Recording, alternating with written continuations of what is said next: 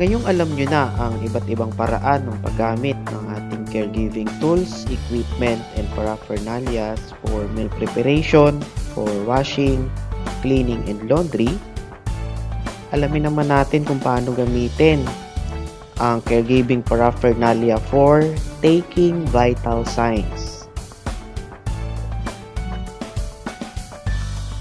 Unahin muna natin ang parts of stethoscope. So, makikita nyo sa picture, merong ear tips or ibang tawag dyan is earpiece. Then, binaural, may tubing, the diaphragm, and the bell. Narito naman ang sphygmomanometer. So, yung parts na ito ng sphygmomanometer is a BP manual. So, nandyan yung blood pressure cuff. Ito, yung parang tela. The measurement scale. Yung pang orasan natin. Dito nalalaman ang systolic and diastolic pressure. Then, meron ding pressure release valve and blood pressure pump. Sa ibang klase ng sphygmomanometer, meron silang similar na parts. Yun nga lang, minsan kapag digital na ang ginamit, hindi na siya kagaya sa ganito na measurement scale. Makikita na siya sa LCD or yes, tama, LCD display.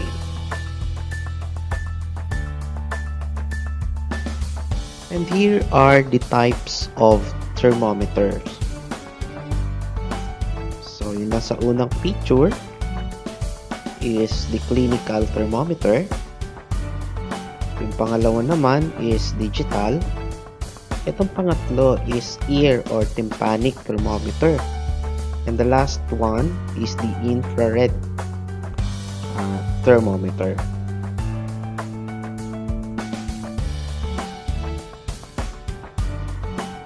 Under the types of thermometer, we have the normal ranges of body temperatures. So kapag oral, sa mouth, the normal body temperature is 36.4 to 37.2 degrees Celsius. Kapag naman rectal, 37 to 37.8. Kapag naman axillary or si armpit, 35 to 9, 35.9, to 36.7 degrees Celsius ang normal body temperature. Kanina nakita nyo ang pictures ng types of thermometer. At nauna doon is clinical thermometer. Ito yung small medical thermometer with small but calibrated range made of a glass with a bulb on which the mercury stays. So, ngayon, hindi na to available gamitin kasi dangerous ito sa tao because of the presence of mercury. So, dati ginagamit to, may be inserted either into the rectum for rectal temperature, into the mouth, and armpit for axillary temperature.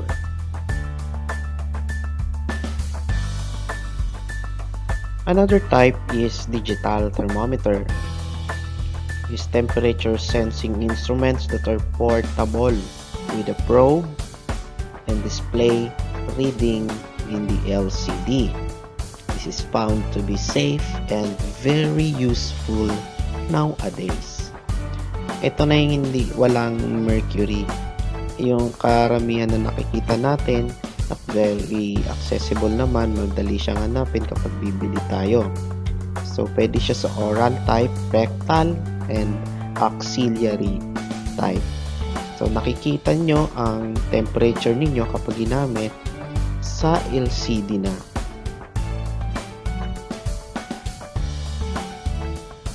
Another one is ear or tympanic thermometer. It registers the heat coming from the eardrum and it is very easy to use. You just have to place the tip in the ear of the person. Then press the button, and in a few seconds the measurement is displayed in the LCD. So eto, infrared din ang niya type.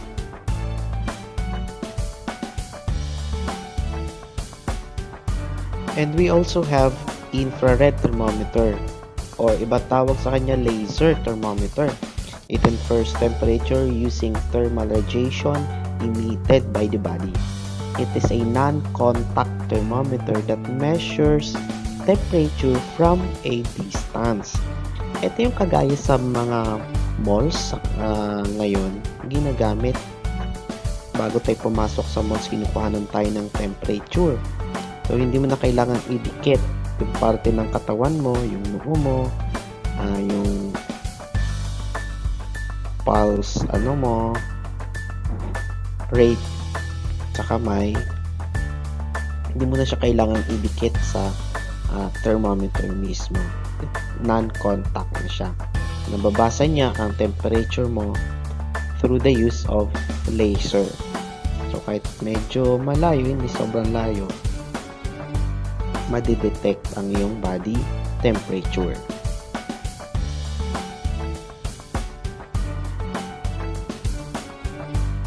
So, dumako na tayo sa proper use of digital thermometer through mouth, armpit, and anus. So, mamaya makikita nyo ang video kung paano gamitin ang isang digital thermometer.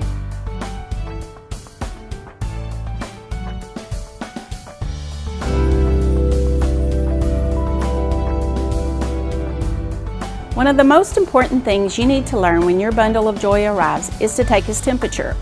Knowing how to take your baby's temperature could save his life. All you need is a digital thermometer, nothing fancy. You can find digital thermometers in any brand name drugstore for less than $10. They're easy to use, easy to read, and they will give you an accurate result in seconds.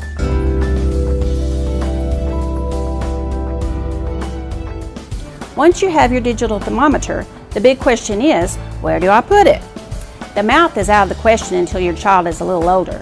The other options you have are the ear, the armpit, and the rectum. Each method has its advantages and disadvantages. Let's take a look. Ear thermometers are generally quick, safe, and comfortable. The only problem is they're a little tricky to use. If you don't insert the ear thermometer exactly right, it can be hard to get an accurate reading. So don't rely on an ear thermometer until you get the hang of it. And remember, never use ear thermometers on babies younger than 3 months, because you'll never get a good enough reading with their ear canals being so small. Some doctors recommend taking a baby's temperature under his armpit. They call it the axillary temperature. For an armpit reading, undress your baby from the waist up and try and keep him relaxed.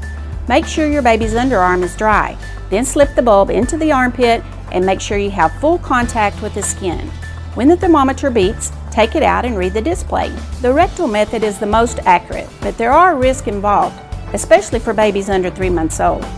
If you need to take the rectal temperature, here's how to do it. Look for a model with a flexible tip and a wide handle that won't go more than 1 inch deep. Clean the end with alcohol or a little soap and warm water. Rinse it with cool water and coat the end with a little petroleum jelly. Hold your baby bottom up on your lap, letting his legs dangle over the side of your thigh. Spread your baby's buttocks apart using your hand and gently insert the bulb about 3/4 of an inch into his rectum. Place your fingertips on the baby's bottom to prevent the thermometer tip from moving. When the thermometer beeps, remove it and read your baby's temperature. For more tips on how to keep your baby safe and healthy, don't forget to subscribe to our channel by clicking here. See you next time.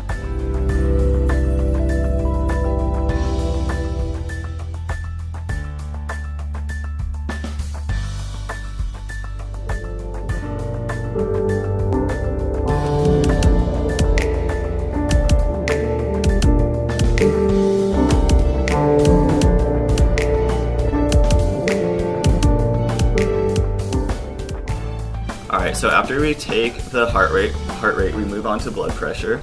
And so there's some equipment that you need to have prepared for this.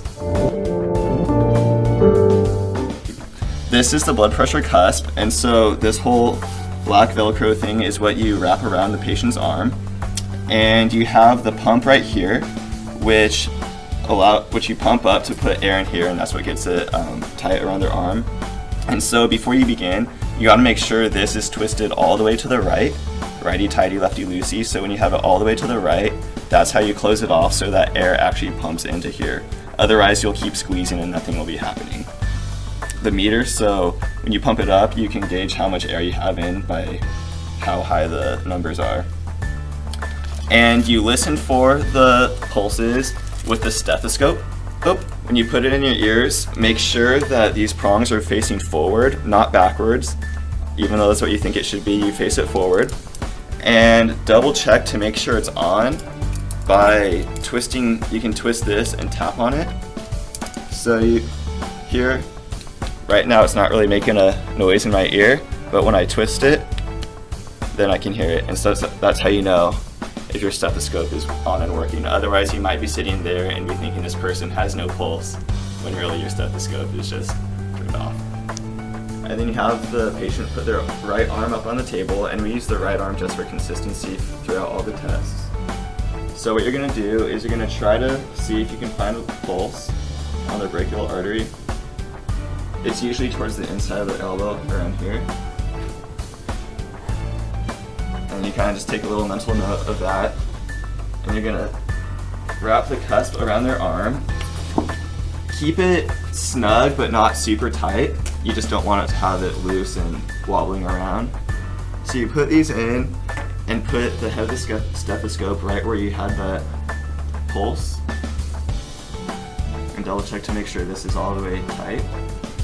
And you're gonna squeeze. And by doing this, you pump air into the cusp. So I'm gonna pump it up again just so you can see in the camera what's going on. So we have it up to about 200, and then we slowly let some air out.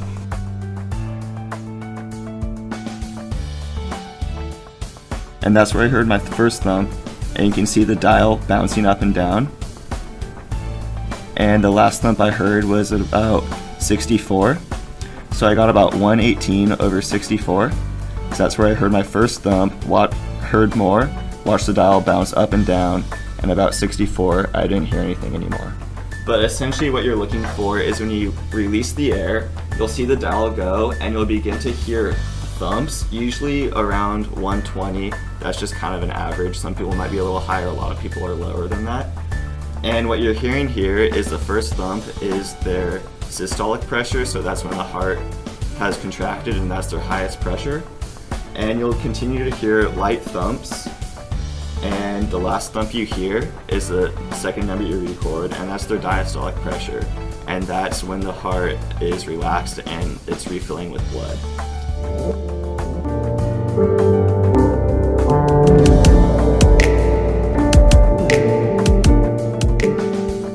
A lot of times people are a little scared of it because it's kind of a more challenging one, but with a little bit of practice, you guys will be stars.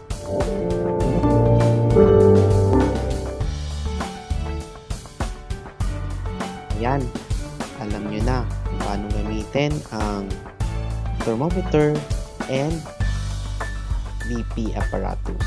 So, nais yung pasalamatan ang mga references natin sa YouTube, sa Weekly How, sa Caregiving Module Week 2, and the creativecommons.org.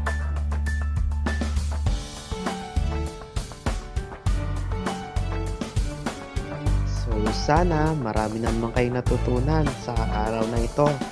So, huwag kayong magsasawa na bumisita sa ating page at marami pa kayong malalaman tungkol sa caregiving.